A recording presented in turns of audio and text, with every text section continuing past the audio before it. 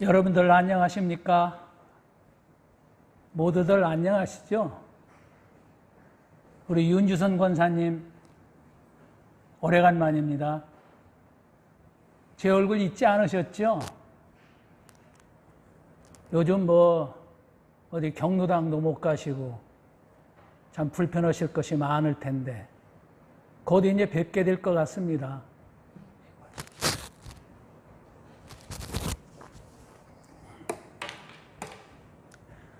다음에 뵐 때는 좀 더 건강하고 고운 모습으로 뵙기를 기도하겠습니다. 이렇게 저도 2주 만에 나와 보니까 우리 교회당 내에 아주 산뜻하고 아주 성능 좋은 에어컨이 설치가 되어 있네요. 여러분들 궁금하시겠지만은 곧 여러분들을 다 시원하게 해줄 준비가 되어 있는 것 같습니다. 오늘 예배의원 5분, 오늘부터 여러분도 아시다시피 생활거리뛰기 2.5로 격상이 됐어요.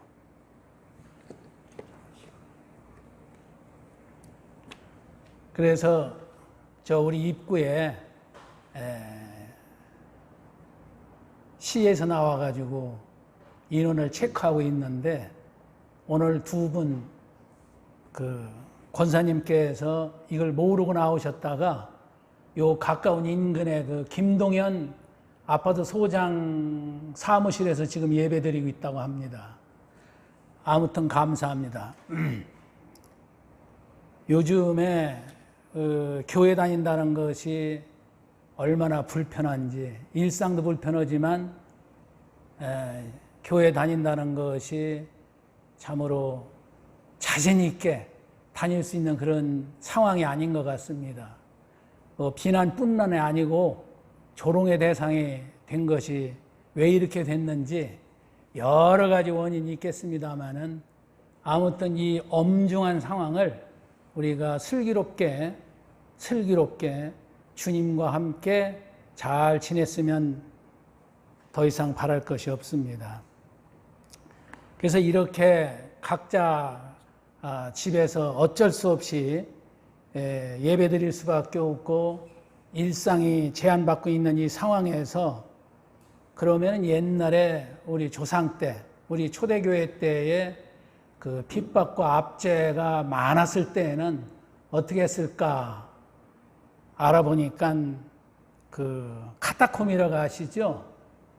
카타콤 지하 무덤이 있는 데인데 거기서 250년간이나 신앙을 지키기 위해서 그렇게 고투를 했는데 그분들이 그러한 가운데서도 말씀을 놓지 않고 아침마다 일어나면 모두가 함께 암송했다는 시편을 여러분들에게 소개해 드리겠습니다. 아마 이 시편이 요즘에 여러 가지 복합적으로 재난과 환란이 겹치고 있는데 이러한 때 저희들에게도 적용할 수 있는 말씀이 아닌가. 시편 91편 오늘은 7절까지만 제가 받들어 읽겠습니다. 지존자의 은밀한 곳에 거주하며 전능자의 그늘 아래에 사는 자여, 나는 여호와를 향하여 말하기를 그는 나의 피난처요 나의 요새요 내가 의뢰하는 하나님이라 하리니 이는 그가 너를 새 사냥꾼의 올무에서와 심한 전염병에서 건지실 것이미로다. 그가 너를 그의 깃으로 덮으시리니 네가 그의 날개 아래에 피하리로다. 그의 진실함은 방패와 손방패가 되시나니 너는 밤에 찾아오는 공포와 낮에 날아드는 화살과 어두울 때 퍼지는 전염병과 밝을 때 닥쳐오는 재앙을 두려워하지 아니하리로다. 1000명이 네 왼쪽에서 10,000명이 네 오른쪽에서 엎드려지나 이 재앙이 네게 가까이 하지 못하리로다. 이런 말씀을 우리들에게도 그대로 적용이 되는 것 같습니다. 엊그제 또 태풍이 불고 비바람이 치고 홍수가 나면은 떠오르는 말씀이 산상수훈 중에 이런 말씀이 떠오르더라고요. 7장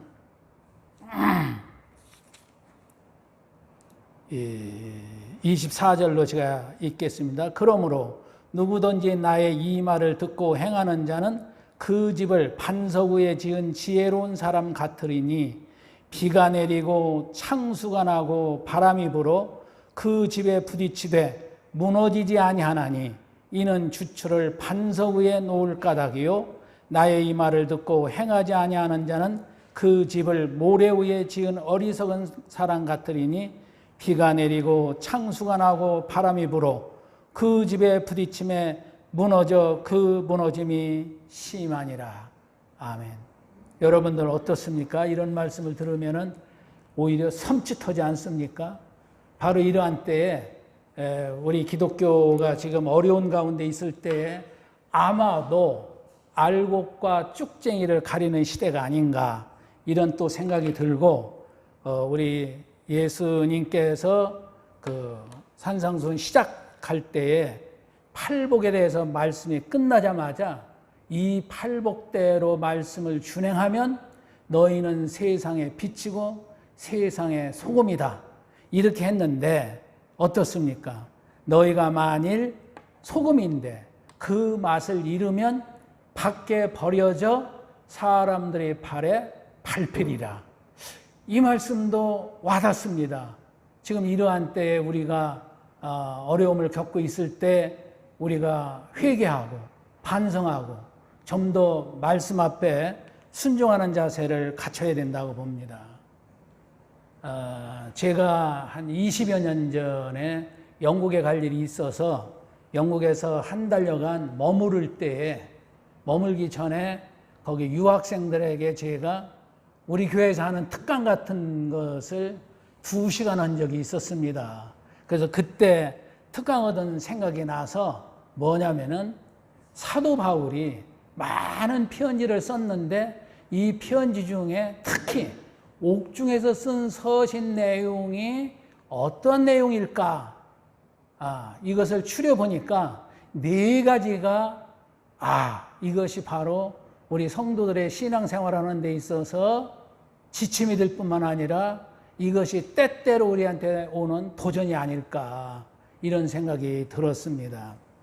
그래서 여러분들 다 아시다시피 에베소서, 빌립보서, 골로새서, 빌레몬서 이 4장을 한번 읽어보시면 지금 여러분들이 각 가정에 있으면서 일상생활에 제한을 받을 때에 우리가 꼭 카타콤에 들어간 건 아니지만 또 사도 바울처럼 감옥에 갇힌 것은 아니지만 그런 마음으로 한번 읽어보시면 남다르게 이 서신이 와닿을 것 같습니다.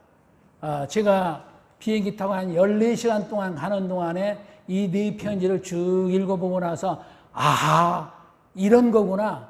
첫 번째가 뭐냐면은 율법의 매임입니다. 율법 그거 잘 지키면 좋은 거 아니야? 잘 믿는 거 아니야? 우리 새벽기도 드리고 헌금 잘하고 전도 잘하고 예배 빠지지 않으면 잘 믿는 거 아니야? 자칫 잘못하면은 사도 바울이 걱정하는 그런 율법주의에 빠질 경향이 농후합니다. 지금 우리나라 한국교회의 형편을 봐도 이런 거에 빠지는 거 너무 많습니다. 뭐로 드러나느냐? 갈등이 많아요. 사회에서도 갈등이 많지만 교회에서 갈등 중에 이념적인 갈등이 많습니다. 광화문 집회에 대해서 보는 그 관점이 다르고 동성애 문제에 대해서 관점이 다르고 하여튼 이것저것 문제되는 것마다 너무나 심한 거예요.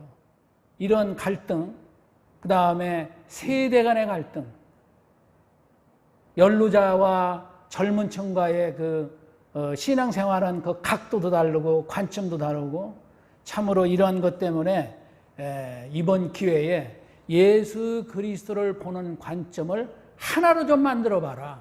하나로 되어 있지 않기 때문에 너는 감리교, 나는 장로교, 너 침례교, 저건 2단, 3단 지금 막 일어나고 있습니다. 지금 이것을 가리고 있는데 누가 2단, 3단을 가릴 수 있느냐? 뭐 병아리 감별사나 됩니까? 이거 참으로 쉽지가 않은 거예요. 그러한 때에 우리 교인들만큼은 이 옥중서신 4권만이라도 이런 기회에 좀 깊이 있게 묵상하며 읽어봤으면 좋겠습니다. 그래서 첫째, 율법주의로부터 율법의 매임입니다. 조금 더 나가면은 율법의 중독자입니다. 그러게 되면은 노예가 되는 거고 그 폭군 앞에 절절맵니다. 이 율법이라는 걸 가지고 남을 정죄하고 비판하기가 십상입니다. 두 번째는 자기 자신의 정욕, 여기에 매여 있습니다. 자기 자신을 매사 뭘 한다고 하지만은 나의 유익이 은밀하게 감춰져 있습니다. 이것을 이번 그 바이러스 때문에 우리가 스스로 자정 능력이 없으니까 코로나 바이러스라는 것을 통해서 한국뿐만 아니라 온 지구촌이 지금 야단 법석입니다. 특히 선진국이 왜 이렇습니까? 저럴 수가 없는 거 아니에요. 의료시설이나 모든 시스템이 너무나 잘 발달되어 있는데도 불구하고 지금 확진자도 제일 많고 죽어가는 사람도 너무 많고 그러면서도 아무런 대책도 없는 이런 엄중한 사태에 우리가 강 건너 불구경만은 할 수가 없습니다. 그래서 자기 자신이 얼마나 이게 오염이 되어 있으면 우리가 성경대로 자기 자신을 부인하고 나를 따르라. 이런 얘기가 우리가 읽기는 많이 읽고 너무나 익숙한 거지만 실제 삶에서 우리가 이것을 준행하고 있느냐 하는 문제가 심각하지 않겠습니까? 그 다음에 세 번째는 세상으로부터의 흐려진 영성입니다. 여기서 딱 예배드리고 나가면 바로 세상에 너 잘났다, 이거 해라, 저거 해라. 세상의 유혹이 너무나 많은 시대에 우리가 살고 있습니다. 알게 모르게 여기에 매여 있지 않는지, 어떻게 보면 중독이 안 되어 있는지. 지금 중독 현상이 이만저만 많은 게 아닙니다. 쉽게 얘기할까 봐요. 스마트폰 물론 이게 편리하고 좋은 점이 많이 있습니다만 여기에 매여 있게 되면 청소년뿐만이 아니라 연령 구분 없이 여기에 매이다 보면 중독 현상이 일어나고 어떻게 됩니까? 조만간 노예가 될 것 같습니다. 그래서 신인류가 태어난다고 지금 걱정하는 거 아닙니까? 우리와 전혀 다른 인류가 등장한다는 거예요. 그리고 네 번째는 죽음이라는 엄연한 사실을 이것을 깊이 있게 따지지 않습니다. 사실 예수님께서 이 지상에 내려오신 것도 이 죽음이라는 과제, 너 인간은 도무히 해결할 수 없는 이것을 해결하러 오셨는데 아직도 이 죽음의 문제에 대해서 그렇게 깊이 있게 따져보지 않고 있습니다. 그래서 지금 바이러스로 죽어가는 사람이 현재 지구촌에서 17만 명이 지금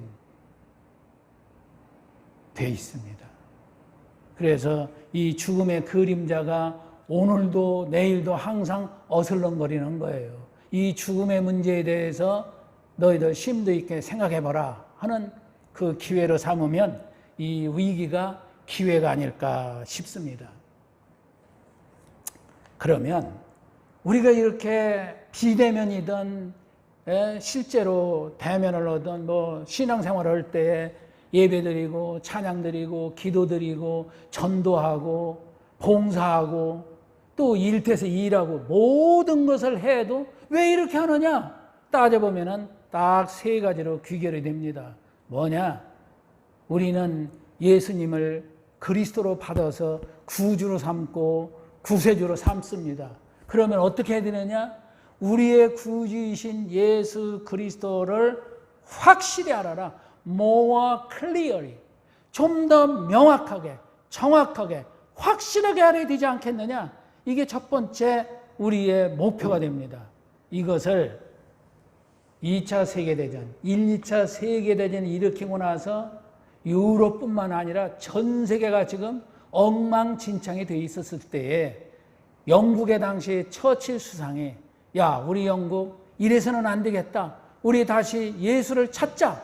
그래서 당시에 신학자요 목회자였던 윌리엄 바클레이, 이분으로 하여금 BBC 방송에서 성경 공부를 시켰던 거예요.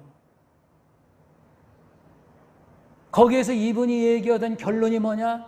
이 모든 성경이 얘기하는 목표는 뭐냐? 우리가 이러한 예수 그리스도를 좀 더 명확하게, 정확하게, 확실하게 알려드리겠다. 여기에 아멘으로 받아줄 수 있습니까? 자신 있게? 오죽하면은 제가 가끔 말씀드립니다마는 한경영 목사님께서 은퇴하고 여기 남한선성에서 거처 기거하고 계실 때에 거기에 세배하러 갔었던 많은 중진 목회자들한테 하시고 싶은 말씀이 뭐냐? 자네들 예수 잘 믿으세요. 이거 우리가 귀담아 드려야 됩니다. 우리가 예수님을 잘 안다고 하지만 얼마나 압니까?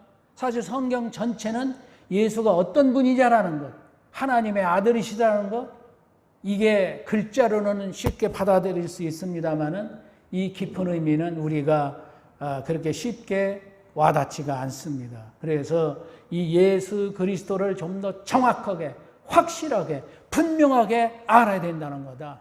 왜? 두 번째, 이러한 예수 그리스도를 좀 더 사랑하기 위해서, 극진히 사랑하기 위해서 more dearly 이렇게 되어 있습니다. love more dearly, 좀 더 사랑해야 되겠다. 그렇지 않습니까? 이분 이외에 더 사랑할 존재가 어디가 있겠어요? 이렇게 하는 세 번째 이유는 뭐냐? 좀 더 가까이 따르기 위해요. follow more closely, 좀 더 가깝게, 더 가깝게. 오늘 제목이 바로 거기서 나왔습니다. 우리의 신앙생활의 이유, 목표, 현재 왜 내가 사느냐 하는 이유는 이러한 나를 구원해 주신 예수 그리스도를 확실히 알고 좀 더 사랑해서 좀 더 가까이, 더 가까이 따르기 위해서 우리가 신앙생활을 하고 이와 같이 불편한 가운데에서도 예배 드리는 이유라고 봅니다. 이렇게 하기 위해서 사도 바울은 세 군데에 합당하게 생활을 해라. 합당하게. 우리가 그냥 줄도 안 칩니다. 합당하게? 그거 다 아는 얘기지. 이게 굉장한 무게 있는 키워드입니다. 이 네고 복음서에 에베소서의 4장 1절에 가면 너 복음에 합당하게 행하라. 이렇게 나와 있어요. 이 합당하게가 뭐냐면은 원어를 한번 해야 되겠습니다. 악시오스라는 뜻인데 이 단어가 어디서 나왔느냐면은 균형 잡히는 저울을 얘기해요. 균형 잡힌 저울. 이게 한쪽에 1파운드의 납을 올려놓고 다른 한쪽에는 우리가 갖고 싶은 설탕이라든가 밀가루라든가 볼이라는 걸 올려놔서 균형이 잡힐 때까지 이게 합리적인 것이다. 그래서 여기서 나온 문이 악시오스예요. 이것을 사도 바울께서 에베소서 4장 1절에도 나와 있는데 이건 뭐냐면은 에베소 1, 2, 3장은 야, 복음이라는 게 뭔지 알아? 이제부터는 이 복음에 따라서 어떻게 생활했는지 알아? 4, 5, 6 한가운데 4장 1절에 이 복음에 합당하게 행하라. 그러면 이것이 빌립보에 어디가 나냐? 1장 27절에 보면은요, 복음에 합당하게 시민 노릇해라. 이렇게 나와 있어요. 여기에도 더 합당하게라는 것이 들어가 있습니다. 악시오스. 그 다음에 골로새서에 가면은 1장 10절에도 또 나와 있어요. 그래서 이 단어는 여러분들이 머릿속에 안 외우시더라도 그림 언어로라도 균형 저울을 얘기하는구나. 그러면 내 신앙생활이 지금 하나님의 말씀에, 복음의 말씀에 균형 잡힌 일을 하고 있느냐. 이거 쉽게 얘기하면 아까도 앞서서 말씀드렸습니다마는 이념적으로 갈등을 일으켰을 때 너 이러면 안 돼. 너 틀렸어. 이 얘기는 하기 쉽거든요. 근데 분명히 좌로나 우로나 치우치지 말아라. 우리 예언자들한테 하나님께서 엄중하게 얘기한 게 너 좌로나 우로나 치우치지 말아라. 이 얘기가 바로 그 얘기예요. 그래서 우리가 지금 불편하고 또 불만스럽고 해서 누구를 함부로 정죄하고 비판하는 것을 조심해야 된다고 봅니다. 그렇게 하기 위해서 빌립보서 4장 4절로 7절 말씀은 우리 성도들이 아주 사랑하는 기절해요. 이 얘기가 뭐냐? 이 얘기하는 겁니다. 지금 감옥에 들어가 있는 상황 속에서, 그런 속에서 어떻게 항상 기뻐하라? 이거 늘 우리가 자주 듣고 익숙합니다마는 실천을 하면, 에이, 그건 당신만 해야지. 나는 못해. 이렇게 하는데 아닙니다. 주 안에서라는 전제가 붙어 있어요. 주 안에 들어왔느냐? 이것은 예수 그리스도를 내가 주로 받아들였을 때 이게 주 안에 있다 이런 얘기죠. 주 안에 있으면 당연히 기뻐해야지. 그래서 지금 이 기쁨이라는 것이 완성된 기쁨이냐? 그게 아니라 주 안에 있다라고 하면 끝까지 그 기쁨의 길로 걸어가라. 주 안에 있으면 기뻐하지 않을 수가 없거든. 그래서 항상 기뻐해야 되는 거야. 아니, 우리 부모님이 돌아가셨는데요. 나 지금 가게 다 망했는데요. 우리 아들 떨어졌는데요. 뭐가 안 됐는데요. 이럴 때도 기뻐라는 겁니까? 맞습니다. 그러함에도 불구하고 우리는 예수 그리스도를 주로 받들었기 때문에, 영접했기 때문에 기쁨의 목표가 된다 이런 얘기죠. 그래서 다시 말하노니 기뻐하라. 이렇게 권면하는 사도 바울의 그 심정을 조금만 헤아려 보면, 아, 맞아. 이렇게 하면서 무릎을 칠 날이 있을 겁니다. 이것은 내 자신에 대해서 얘기하는 거예요. 그러면 남에 대해서는 어떻게 해야 되느냐? 5절에 모든 사람에게 관용을 베풀라. 이것도 쉽지가 않아요. 관용? 부드럽게 대하는 거다?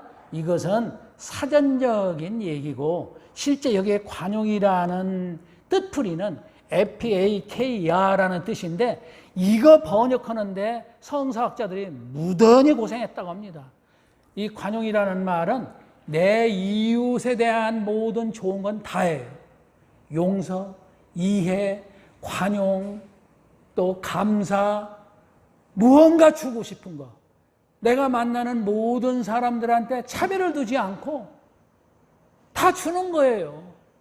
이렇게 할 수 있습니까? 쉽지가 않아요. 쟤는 주는 것 없이 믿고, 쟤는 이래서 안 되고 저래서 안 되고, 자연히 머릿속에 차별이 와요. 그런데 여기는 엄연히 너 모든 사람에게 관용을 베풀어라. 왜냐? 그 뒤에 나와요. 주께서 가까우시니라.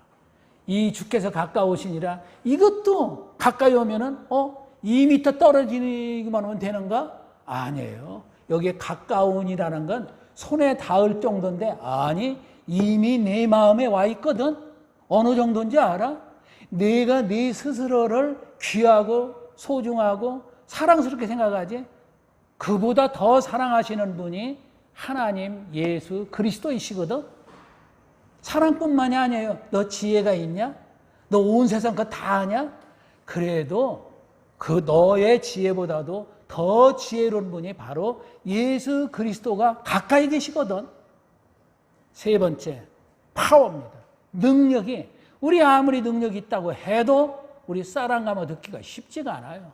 그런데 온 세상을 창조하신 우리 예수 그리스도의 능력, 그 파워, 사실 이것이 바로 하나님의 세 가지 속성 아닙니까?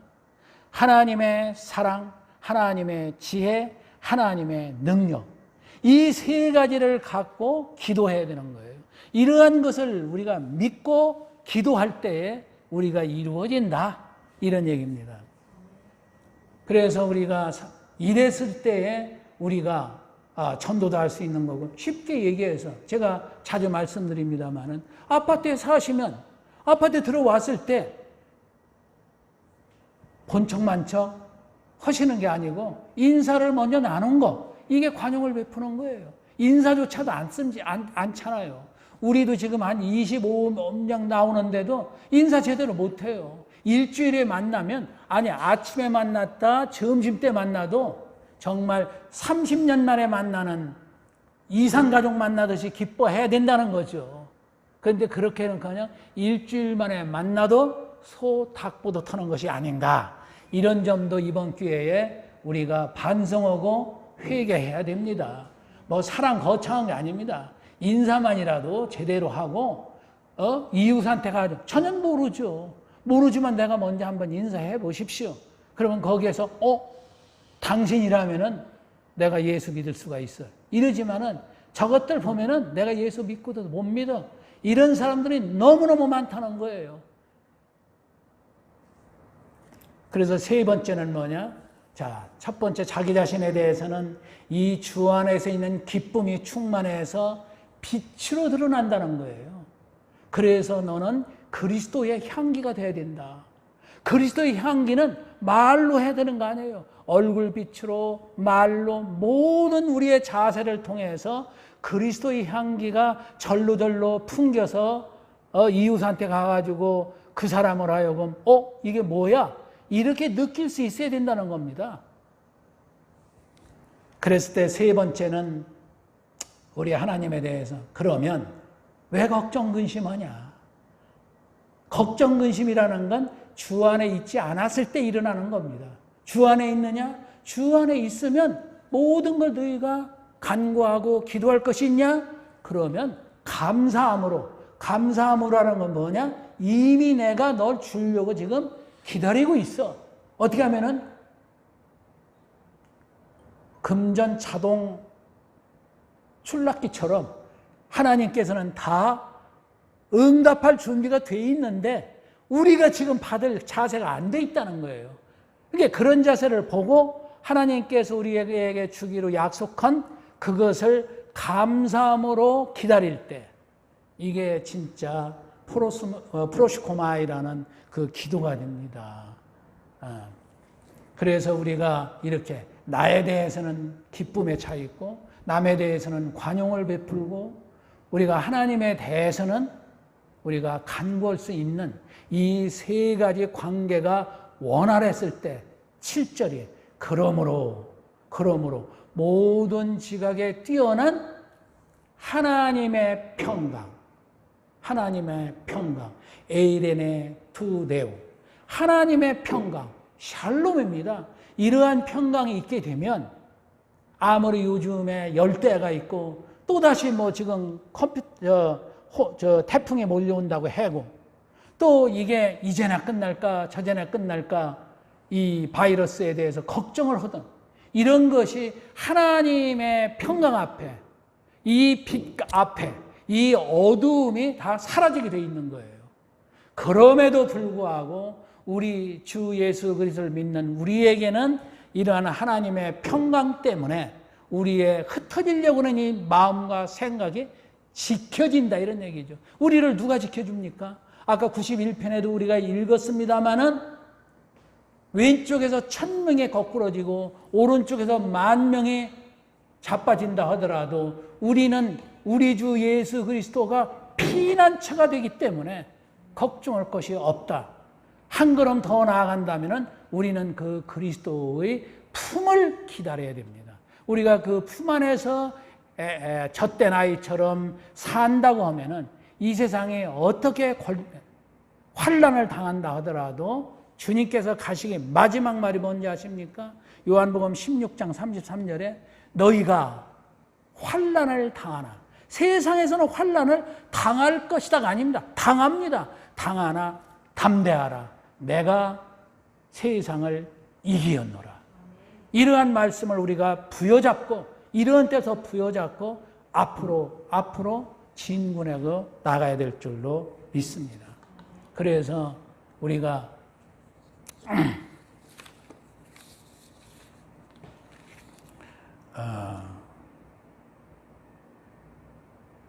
이 하나님의 평강을 소리 소문 없이 바이러스가 이 온 인류를 지금 거추장스럽게 하는 것처럼 하지 않고 우리는 말씀의 바이러스를 좋은 의미에서 이 말씀의 바이러스를 이런 때일수록 역설적으로 전해야 되지 않겠는가.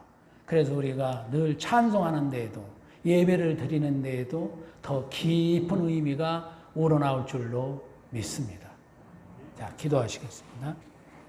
하나님 아버지, 우리 엄중한 상황 속에 있는 저희들을 불쌍히 여겨주시고 하나님 저희들 한 번만 더 붙들어 주셔서 우리가 곁길로 나아가지 않고 주님께서 가라고 하는 그 믿음의 길로, 진리의 길로, 생명의 길로, 일로 나아갈 수 있도록 붙들어 주시고 지켜주시고 인도하여 주시옵소서.